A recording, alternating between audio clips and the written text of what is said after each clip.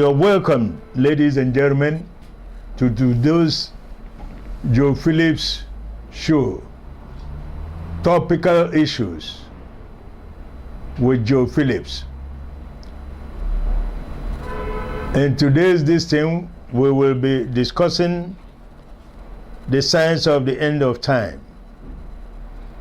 Again, with me in the studio is your popular guest, Dr. King Achukwu. Thank you, Joe. You are welcome. You are welcome. Program every time. Amen. Amen. Thank you. Appreciate. So, sir, I know you are aware of this topic, signs of the end of time. I know you know a bit of the Bible and you have come across this. Is the things we are told to watch out. When we begin to see them happening, then we know that summer is nigh, that the time is getting nearer. Is it? Oh yes, Yeah. I agree with that totally. Exactly. So, signs of the end of time. Knowledge increase. Technology, the cutting edge key to end time prophecies. The internet, the information superhighway, and so on. Tools that will make the world to readily embrace the coming Antichrist, as narrated by Peter and Paul Lalonde. This very explosion of knowledge was accurately and specifically prophesied more than 2,500 years ago.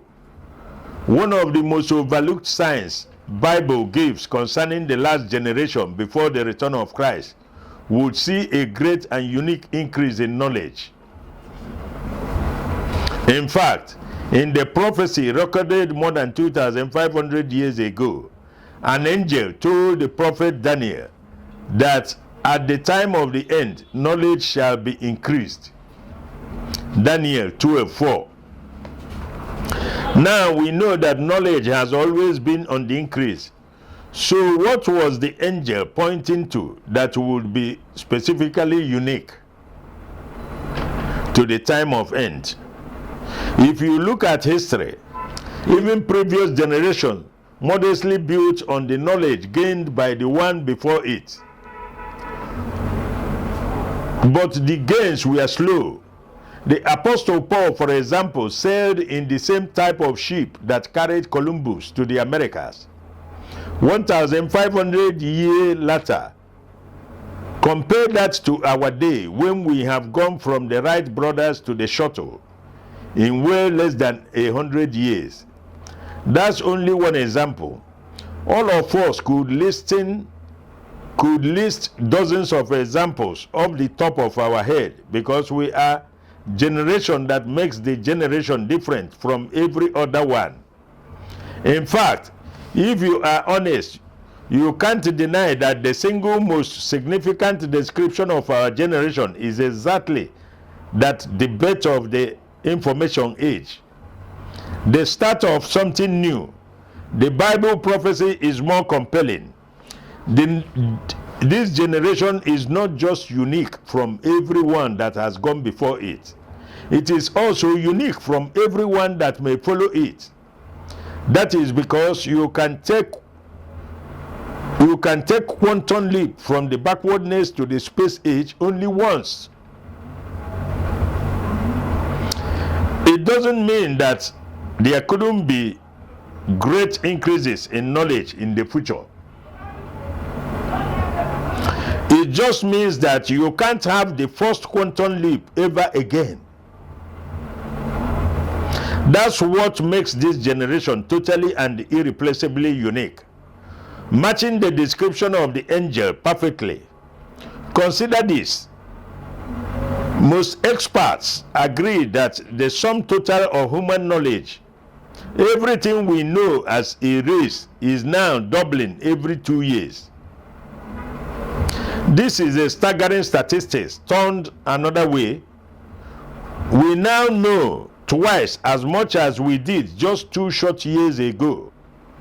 and have as much as we will 2 years down the road. A recent Gallup poll revealed that 46% of Americans felt that they were being left behind by the fast-paced increase in technological know-how. No kidding. The other 54% are probably not being truthful with themselves. How can you possibly keep up when 80% of all the scientists who ever lived are alive and working today? Or when the total amount of knowledge, everything we have learned from Adam until now, doubles every 2 years?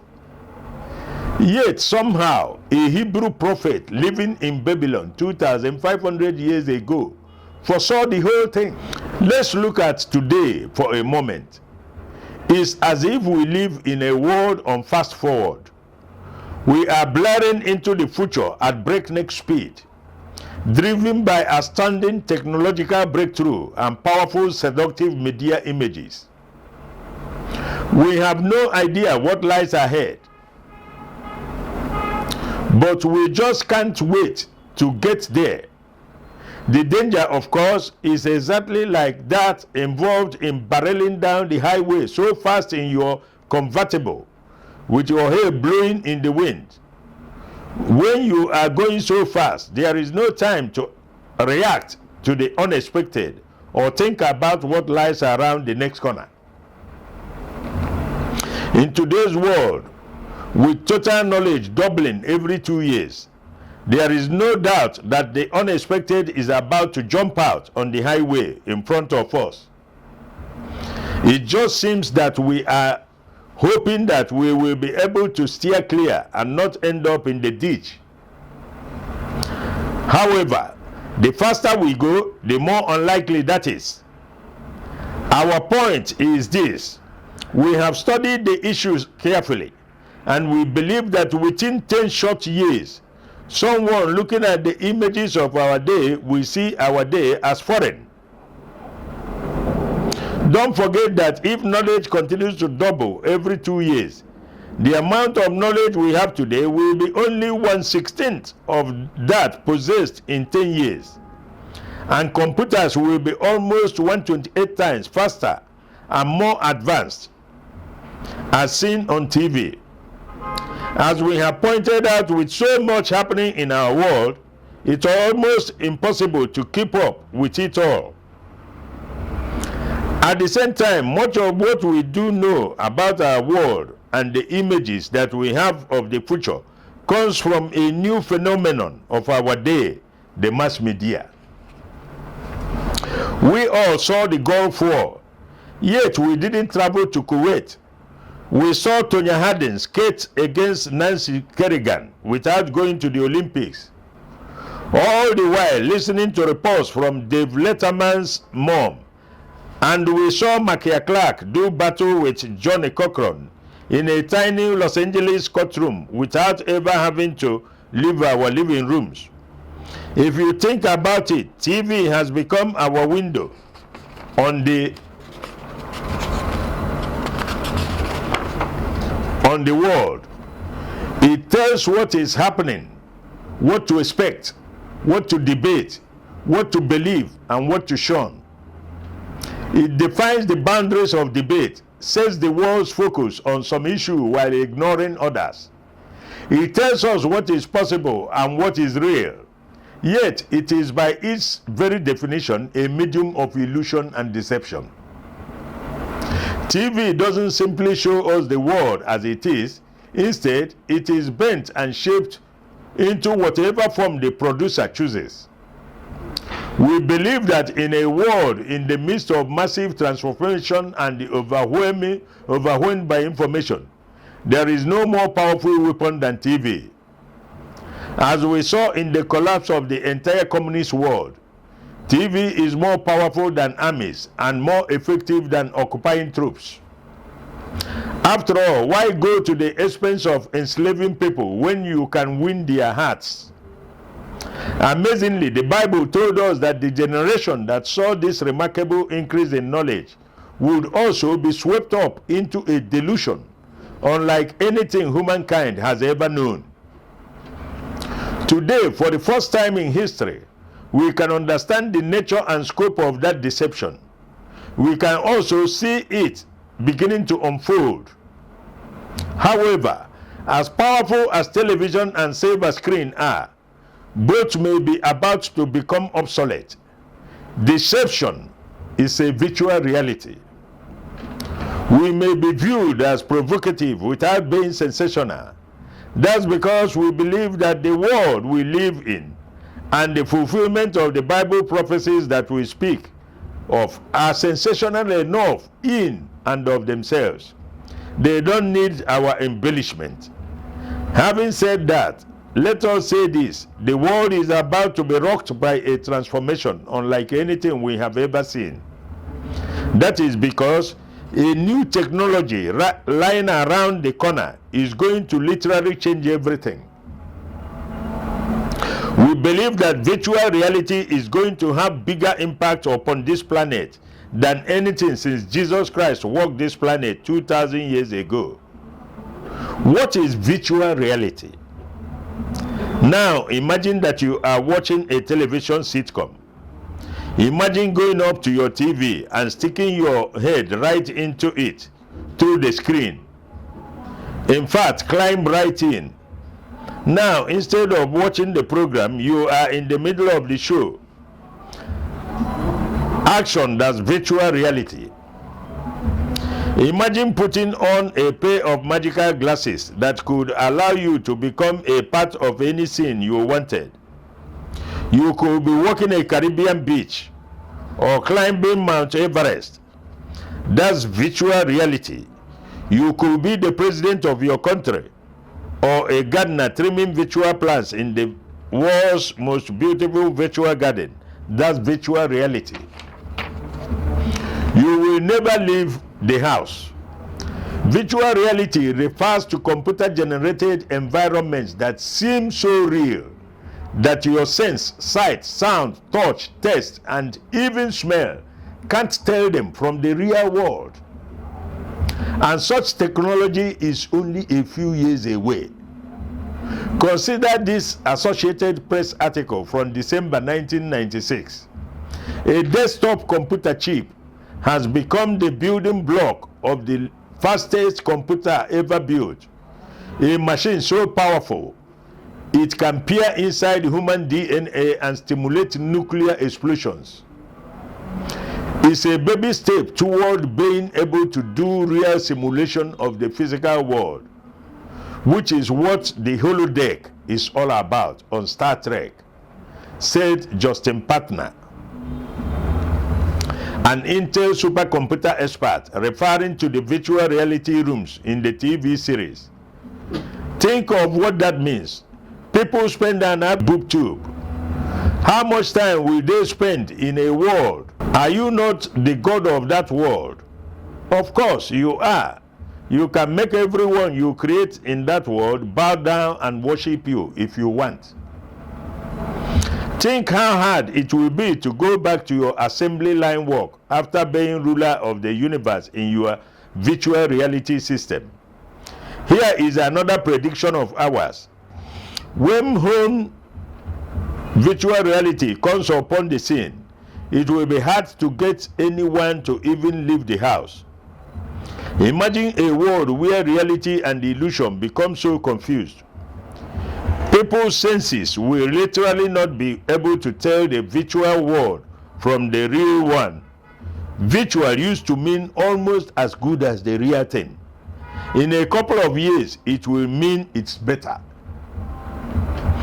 A whole new way of looking at prophecy. We want to give you a whole new way of looking at this world and at Bible prophecy. We have read the writings of people who sought to understand the prophecies of the Bible many years or centuries before our day. We are amazed at how clearly they saw the generational outline of the final generation. And this is not only a testament to their insights, it is also a testimony of how accurate the Bible was in describing our day. After all, centuries ago, Men of God could read the prophecies of the Bible and see in faith what we see in reality today. However, some things were clouded and hidden from them. They could not foresee developments such as worldwide television, computers, or virtual reality. Thus, they could not possibly have had the clear view of prophecy that we have today, when we can see these things right before our eyes. And do you know what? Even this was prophesied in the Bible. Remember that the angel to Daniel, that at the time of the end, knowledge shall be increased. Well, that's not all he told the prophet. Daniel was confused by the things he was allowed to see. He tried to describe the things he was allowed to see. He tried to describe the things that he was shown in the very best way that he could, but had no idea what was going on. He asked the angel about this problem, and the angel said something remarkable. He said, "Go thy way, Daniel, for the words are closed up and sealed till the time of the end." Daniel 12:9. In other words, he was telling Daniel, you can't understand these things. They will make no sense until the time of the end, when knowledge shall be increased. That is why we have to realize that we can see Bible prophecy in a whole new way today. It is the time of the end. Knowledge has been increased, so these things are beginning to make sense to us. We are the generation that is living at the time of the end. Knowledge increase. So these things are beginning to make sense to us. Generally today, accept that the final countdown to the Lord's return began when the nation of Israel was born on April 14, 1948. 2,000 years ago, Jesus used the common biblical symbol of Israel, the fig tree, to demonstrate that the rebirth of this tiny nation would begin the final prophetic countdown. Now learn the parable of the fig tree.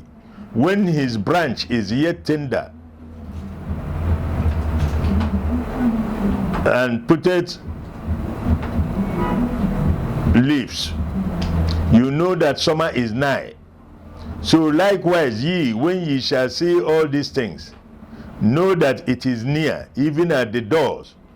Verily, verily, I say unto you, this generation shall not pass till all these things be fulfilled. Matthew 24, 32 to 34. Helping to feed this incredibly rapid growth in technology is one very important fact. You see, unlike the great technological breakthrough of the past, the microchips are unique in that it can directly contribute to its own evolution, compounding the rate of change. As faster and faster microchips are developed,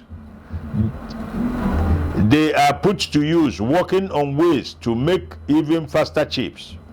It's an ongoing process that has obviously led to the incredible growth. We state clearly that not only computers are benefiting from the advances in microchip technology. In reality, almost everything in the developed world has been thrown into fast forward by this incredible device. The interest is a perfect example. The internet is a perfect example, with computer technology racing ahead by giant leaps almost every day. Things such as the internet are suddenly jumping from almost total obscurity to worldwide predominance in a very short period of time, and the trend will likely continue as other technologies race forward to complement the microchip. The entire world is being thrown into fast forward. Among the most dramatic examples is the rapid increase in the amount of information that can be sent across town or around the world through fiber optic cable. But the real danger for the future comes from the fact that we are really starting to play with the big pieces. In many areas of science and technology, experimentation and development in areas such as nuclear power, genetic engineering, and the biotechnology mean that when something does go wrong, the results can be absolutely disastrous. And in a world blazing down the highway at top speed, the damage can be done before we even know it. As Nat Bernstein says, in the computer age, the most likely way for the world to be destroyed, most experts agree, is by accident. 30 miles per hour, impossible. In spite of the obvious dangers of our rapid pace of change, for the most part, we want three things from technology: more, and more. And that makes our generation unique from all the others that have gone before. When the Wright brothers took their historic first flight at Kitty Hawk in 1903, most of the press didn't even cover it, and even when they did manage to get their flying machine off the ground, few were very impressed. Octave Chanute, a famous engineer of the day, peered into the future and determined that such flying machines may even carry mails in special cases, but the useful loads carried will be very small. The machines will eventually be fast. They will be used in sport, but they are not to be thought of as commercial carriers. Likewise, when railroads were really starting to build momentum late in the last century, the world was less than enthusiastic, and many people were more than a little apprehensive. One California newspaper worried that the huge iron rails will reverse the Earth's magnetic field with catastrophic effects. As for the future of the railways, saying that at speeds over 30 miles per hour, the air supply would be cut off. Anyone riding in the train will die of asphyxiation. Jumping onto the bandwagon, the College of Physicians in Munich, Germany, added that at speeds like that, 30 miles per hour, passengers would suffer headaches, vertigo, and possibly the loss of sight. But most agreed, the passage will never have a change to be tested, because at speeds approaching 30 miles per hour, even a tiny twig would shatter the huge metal wheels. Compare that attitude with what we seek in the world today. We are so much the opposite that these illustrations seem ridiculous. Rather than fearing technology and doubting that major breakthrough is possible, we are demanding more and believing that nothing is impossible. We have become generation of spoiled brats. Oliver Twist, demanding and expecting more from technology and less from ourselves every day. The signs of the end of time. Today, the world is living in a state of absolute expectancy, truly believing that our world is in for some kind of a major transformation that will change the very foundations of life as we know it. Why? Well, there are a lot of reasons, including the powerful images of Hollywood. But certainly, the pace of change in the world has a lot to do with it too. After all, we have seen humankind go from the Wright brothers' first flight at Kitty Hawk to a man walking on the moon in only 60 years. So as we watch the space shuttle ferry humans into space like a giant greyhound bus, we have to ask the obvious question: where do we go from here? From the Wright brothers to the space shuttle, to what? Suddenly, it's as if the whole world is living in a state of expectancy. We want to believe that something more is out there, Whatever it may be, the theme remains the same.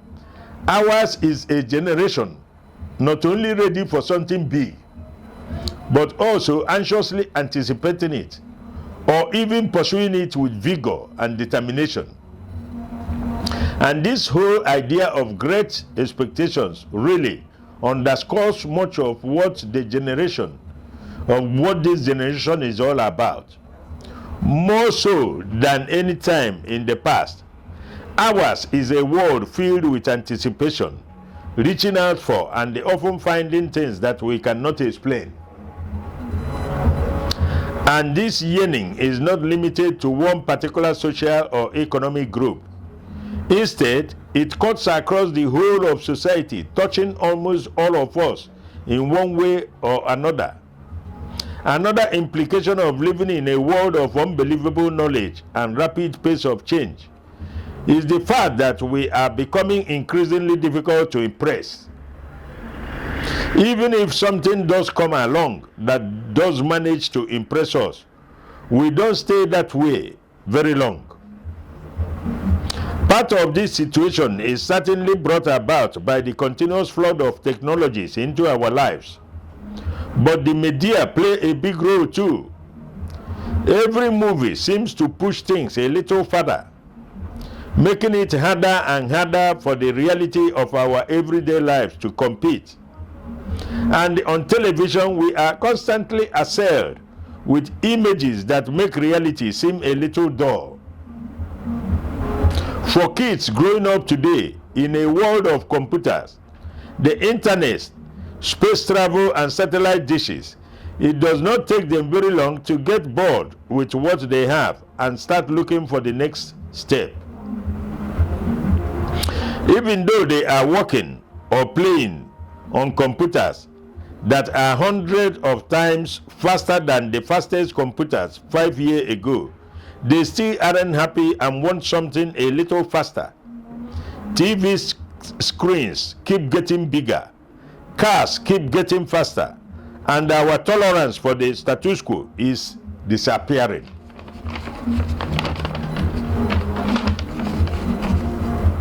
Remember, belief is a substantive thing, and it's important not to allow your brain to run on autopilot. If you hear something that is a little radical, question it, investigate it, find out for yourself if it's something you are willing to believe. Of course, you don't have time to do that with everything you come across. And frankly, there is no real need. There is no need to understand how a telephone works in order to make a call. But stand guard at the door of your mind when it comes to new beliefs. Because once you start believing something to be true, it can be very hard to change your mind. Often we hear about the last days. We hear about earthquakes, famines, and wars.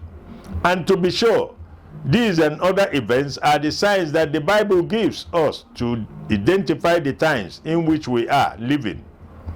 Moreover, while much of what makes this generation unique is not specifically mentioned in the Bible, on closer examination, we see that many of these characteristics are very definitely key components of the last days scenario. So key that understanding them can really help bring Bible prophecy to life. As we have discussed, we are a generation with a very special context, a very special worldview, created by a combination of factors that did not exist in any other generation. Today we have worldwide television, we have entered the space age and the computer generation. Knowledge is doubling every 2 years, and Hollywood movies are beaming powerful images into our hearts and minds. We have a wonderful and insatiable appetite for new and wonderful breakthroughs. We are unwilling to declare anything impossible anymore. Believe that whatever we can create in our minds, we can create in reality. And what is most important as we think back on the things we have been talking about is that these factors are coming into play at exactly the same time. When these factors add together, the result is explosive. I want to ask is, what did the Bible use as a metaphor for the countdown of the time of the end? For the time of the end or end of the time? Or the end of the time. Let's go back to Genesis, during the time of Noah. Okay. Noah was loved of God, and the people were doing terrible things during his time. And they kept warning them that things are not going to remain like this. If you believe the Bible, which I believe, Noah went about telling them to change their ways. They refused. As you say, as we heard in the Bible, the people were getting married, building houses, dedicating homes, having children, and this man was telling them. And then the man started building his boats. They were mocking him, sniffing at him, and saying, look at this kind of, which kind of man is this? At the end of the day, did it happen or didn't it happen? It did. And now, in the New Testament, when they are telling us the signs to watch for to know that end of time is nigh, it's showing. Brother will betray brother, nation will be at war, blasphemers, people telling lies against God, using the name of God in vain, famine, tribulations, all sorts of change, even weather. Last week, I don't know when this program will come on, but you know, last week there was massive storm in England, in UK, London area, and the suburbs. You can't believe what happened. It's not tsunami, but it's as bad as tsunami. Smashing, cars packed, smashing against each other. That's turbulence. Not quite long ago, we are watching about the terrible storms and the gale in the USA. We see it regularly. And now we are talking of England. Is it going to be? No, even now, are we talking about Second World War, Third World War? There are skirmishes. The NATO forces and the Russians. Russians are trying to show their superiority. NATO is saying, I watched Joe Biden talking about any attempt to touch any NATO member. You know, this is, why this, look, this will craft these things in such a way that they think they're clever. In the old Soviet Republic, that is USSR, Ukraine was one of the members of USSR, but now they've been lured to join NATO. NATO is not Atlantic Treaty Organization. They have now joined them, and then Russia, remember the time the Russians shut down the, about 10 years ago when they shut down the Ukrainian aircraft, and nothing happened. Now he has started again, build up is coming. Russia is now going to recognize two intransigent or rebellious provinces of Ukraine, Donetsk and Luhansk, and say, and they are now amassing forces there. And Putin is talking tough. Well, you know, in this thing they call diplomacy, which is talking from both sides of the mouth. That's what I call diplomacy. Telling lies and just painting it. Look at it. He's saying that they are going to be withdrawing. American satellite images has shown that the amount of tanks that Russians amassed by those borders is something to finish the whole world. About 3 weeks ago, there was a time they said there was a hoax. It went by BBC that the Russians were attacking Britain, and they have smuggled out, I don't know whether many of you saw it, they smuggled Queen out of Britain, out of England, and many things. So, we are seeing many things happening. Young boys of 14 years, 15 years, killing girlfriend, they're looking for money. I watched one program of about secondary school boys, left Bedo, going to Akure, so they're going to learn how to do Yahoo. So all these are signs of things that are unusual, things that you call taboo. It's happening all over now. Nothing like, nothing sacrosanct now. Nothing sacred. A boy will invite a girlfriend to his house. After making love to her, he has the mind to slaughter the girl and dismember his parts. So all the signs are there. Is it in pulpit, whether Christian pulpit or Islamic pulpit, lies upon lies. People are now saying many things in the name of Christ, in the name of God, and you see they're all lies. One thing happened that nearly got people into really serious problem if it had happened during the AFCON matches. One man talked about prophecy. Said that Nigeria will go far, Nigeria will not carry the cup, it will fall by the wayside. Cameroon will build it, it won't carry the cup, and eventually, by the time he made the calculation, and all he said were working like that, Nigeria didn't continue. Cameroon lost that, and what killed him? What squandered his dream? By now, I wrote it in the social media that if what the man had written had worked out, he's the maker of people, miracle seekers. I'm telling you, he was so, all the things he said, you know. So he predicted that some other people will carry. Yes, he said that the cup will go to North African country. And the person who played a very key role in that win by North African country was number 10. And they called around, I think called number 10 or number 20 something. And you see, when you look at it, tiny, he said he will play against South African West African country. He said it, and then eventually became tiny Senegal, who had no chance. He hadn't played the final before in their life, and everybody went to back. People who betted that this Senegal would be mincemeat for this Egypt, the great Egyptian, Egyptian that gave us tough time, and we edged out Cameroon. So people were betting that he would carry the cup. And number 10 was Salah, who everybody knows is a goal maker. Look so and if that prediction had worked out, because he called it prophecy. If that prediction has worked out, his place will be Mecca by now. His place will be a Mecca for everybody coming to see miracle. Okay, you go to the east now. I'm telling you, there's a boy they call one boy, let me not call his name. He go there, I was watching one program, was doing pastors lined up in his house. In Navy, coming to collect power to make congregation grow in the church. And you see pastor and his wife saying, amen. Young boy, 21-year-old boy. Oh my dear. The boy was boldly saying that past churches are paying him tithes, 1 million every month. That's what the boy said. And the small boy, 21 years old, and one man had challenged him. He now told him, I gave the man time that you come and deal with him. And the man challenged him back. See, wherever is it? Is it inflation? These are things that Bible predicted that will happen.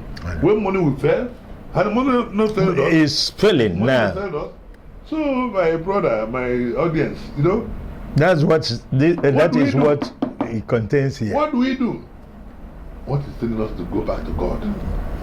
What these things are telling us, go back to God. That's all. He is the only one that can reveal to you what will happen. And I believe it because God can reveal to you what will happen to you or to your country in a dream. But don't go and boast about it. Take it as a revelation. Chew it. Ruminate on it. And then maybe you will be one of the people that will help your nation. But sense of end time, they are here. They are here. Yes, but what really is the metaphor God used as a metaphor for the signs that is what will kickstart? You can now start saying this is the time. No, all I've said here is all the things that yes, yes. Nation will be on war against nation. Yes, brother will fight brother. Well, love of gold. Yes, cool. Is it not happening before us? That's it. These are God. Yes. Anywhere you can hardly see anybody who can ask for assistance now.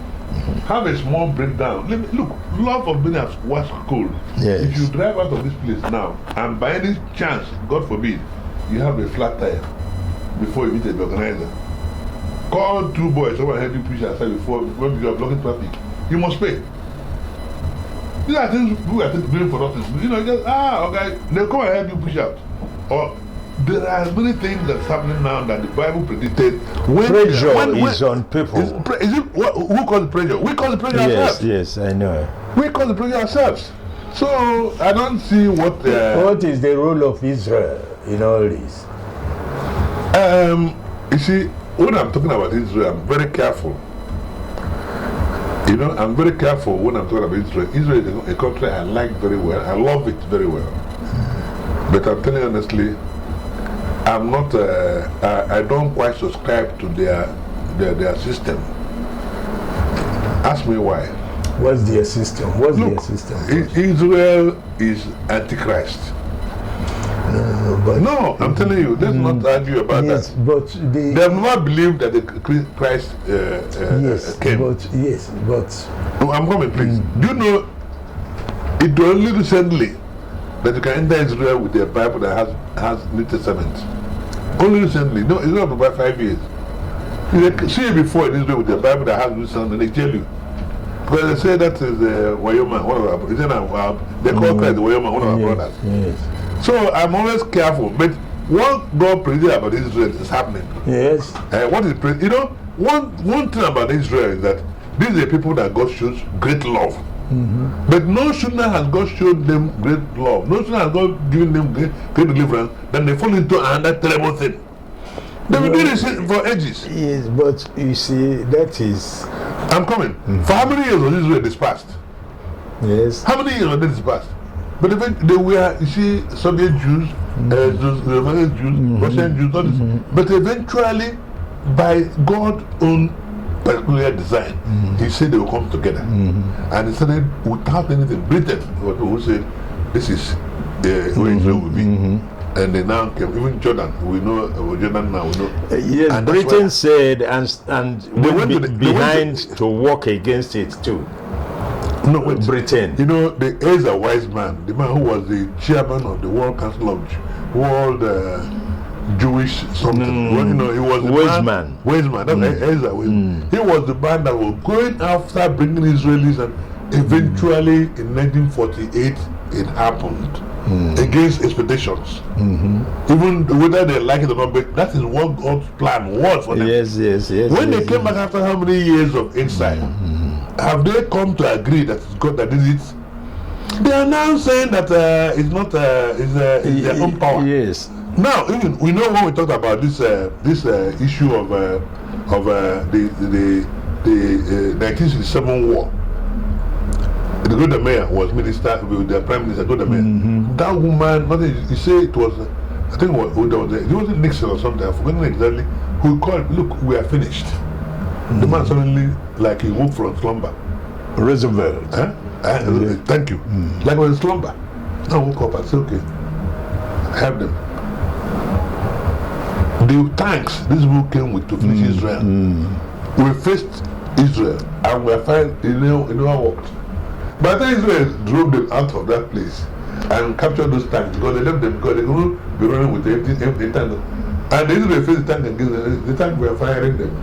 Is it not God's work? And started pursuing them to their capitals, different capital, Egypt, Cairo, and Israel now set up, you know, see, if human beings are capable of running the world, it is in Israel, the Jews.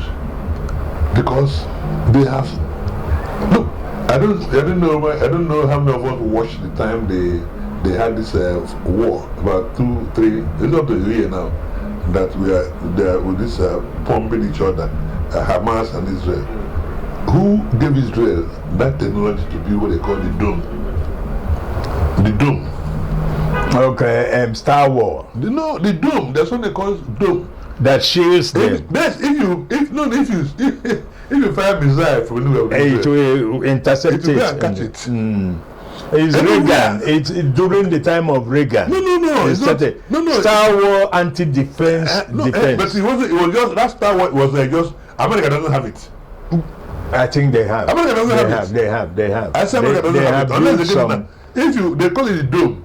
If you fly into Israel now, anywhere you are flying from Israel. Anti-missile missile. Before it comes there, you go and catch it. Intercept it. Not intercept. Explode it in mid-air. But they all go and explode in your place. For all the things, even though are doing to During fulfill all Hamad, during they will have bunkers just in case. Hussein fired, and some of them were intercepted that time. No, look, now I said the one that happened about 3 years ago or 2 years ago. It was shown like a Star Wars issue. You see the thing just go, as soon as they fire it, they'll just go up there and catch it.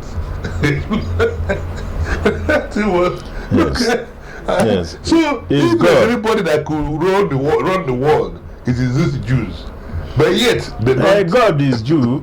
He came into the world as Jew. He said, "My people." Don't say that the Muslim because No, hold it. Look at it. It's in the Bible. My land. you know the Muslims. You know the Muslims. They will give their children every name on this earth except Jacob, which is Yakubu. No Islam because It doesn't matter. Look, the truth is, Israel is even the Quran said that the people of Jesus Christ will be rising and rising and rising. But does the Jews believe that? They don't believe that. They say they are still This waiting is for the Quran. Messiah. I read it from the No, Quran. they say because they still are still waiting for the Messiah.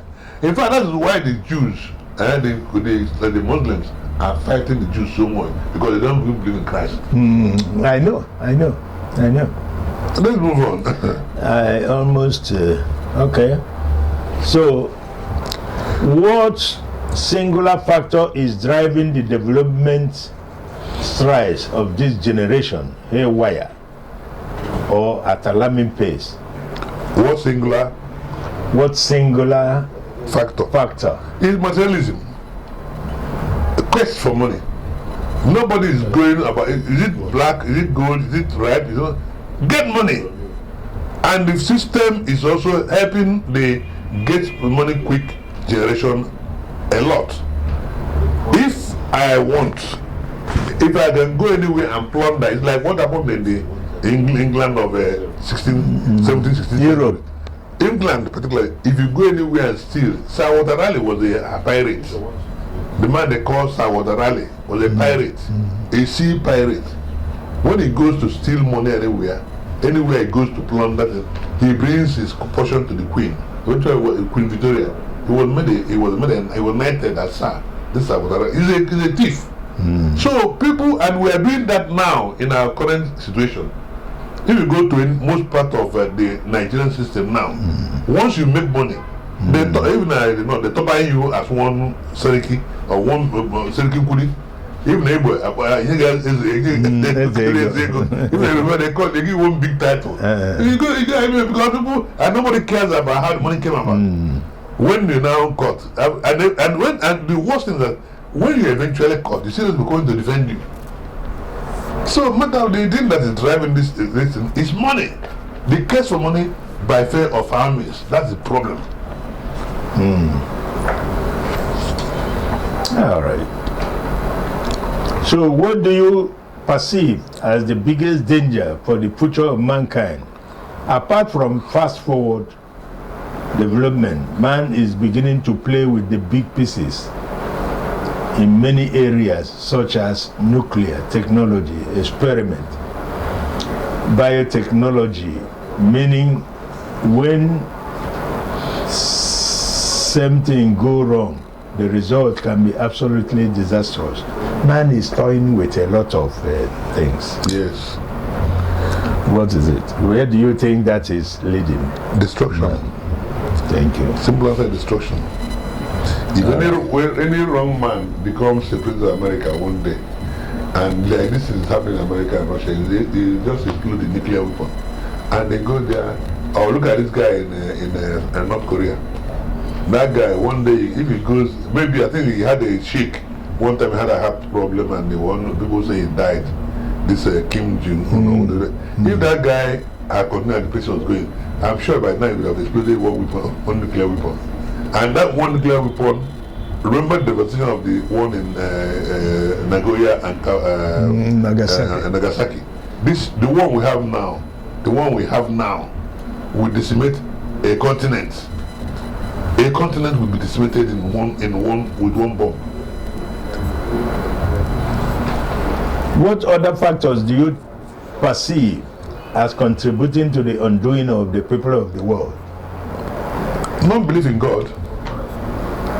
Not believing in God. Believing in human. Yeah, not believing in God, because if you know there's a greater look, I have looked at this life. I have looked at this life and seen that life is vanity.